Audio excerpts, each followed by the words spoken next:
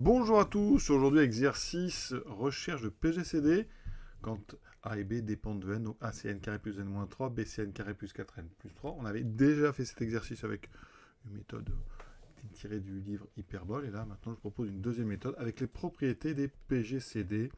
Donc ici on va partir tout simplement de PGCD de AB, c'est-à-dire PGCD de n2 plus 2n moins 3, n2 plus 4n plus 3. D'après la propriété, le PGCD de AB, on peut à l'un des deux enlever l'autre. Ça veut dire qu'ici, eh bien ça, j'ai le PGCD, je peux à n2 plus n 3 enlever n2 plus 4n 3. Ou alors à n2 plus 4n plus 3 enlever n2 plus 2n 3. Ou un multiple. Donc là, je vais garder celui-ci et je vais enlever à n carré plus 4n plus 3, je vais enlever n2 plus 2n 3. Qu'est-ce qui va rester? Eh bien les n2 disparaissent, j'aurai 4n moins 2n, j'ai donc 2n. Et j'ai 3 moins 3, 2n plus 6. Maintenant, on va continuer à enlever des multiples. Oui, par exemple, je peux enlever à n2 plus n moins 3, 2n plus 6. Ça veut dire qu'ici, il me restera n2, j'enlève 2n, il n'y a plus 2n, moins 3, moins 6, ça fait moins 9. Et là, j'ai donc 2n plus 6. Ensuite, n carré moins 9, on factorise, ça fait n moins 3 fois n plus 3. Et on se rend compte qu'ici, on a 2 fois n plus 3. Alors là, on tient quelque chose, parce qu'on a ici n plus 3 en facteur. N est supérieur ou égal à 2, donc n plus 3 est supérieur ou égal à 5. Donc ça veut dire qu'une autre propriété du PGCD, quand on a ici A et B qui sont multiples d'un même nom, on peut factoriser. Et donc ça donnera n plus 3 fois le PGCD de n moins 3 et de 2. On peut même ici rajouter 2 à n moins 3, puisqu'on peut combiner ici, c'est-à-dire au premier, ajouter ou enlever un multiple du deuxième. Donc là, j'obtiens n-3 PGCD de n ici. Donc si j'ajoute 2 fois 2, 4, ça me fait n plus 1 et 2. Voilà. Et donc ici, on est face à ce PGCD de n plus 1 de 2.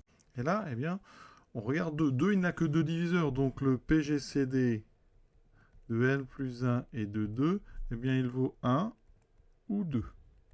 Et donc, on va étudier.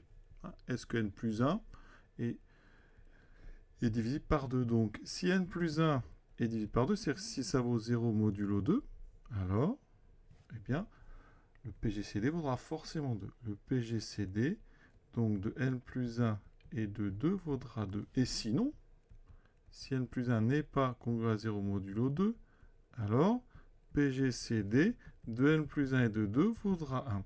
Alors la congruence modulo 2, c'est la parité. Donc on va oublier ces congruences, on va rester sur de la parité. Et donc on arrive sur le fait que si n plus 1 est pair, autrement dit n impair, si n est impair, n est supérieur ou égal à 2, donc n impair supérieur ou égal à, ici on va mettre 2, de toute façon c'est parce que c'est par rapport à 2, mais sinon nous on est n supérieur ou égal à 2, oui il est donné dans le texte, et bien alors, dans ce cas-là, n plus 1 est pair, il est divisible par 2, et il est pair supérieur ou égal à 2, c'est pas égal à 0, donc ça veut dire que mon PGCD vaudra 2. Sinon, c'est-à-dire si n est pair, supérieur, donc toujours ici ou égal à 2, eh bien mon PGCD, ça veut dire que n plus 1 est impair, donc n'est pas divisible par 2, c'est un impair, donc le PGCD vaudra, donc le PGCD de n plus 1, 2 vaudra 1. Conclusion, si n est impair, alors, on l'a dit, n plus 1 sera pair, donc le PGCD ici il y aura 2, donc là il y aura le n plus 3, c'est donc 2 fois n plus 3, et si n est pair, n plus 1 est impair, le PGCD de n plus 1 2 vaut 1, donc ici il me restera uniquement n plus 3. Et on a terminé cet exercice uniquement en utilisant les propriétés simples du PGCD. À très bientôt.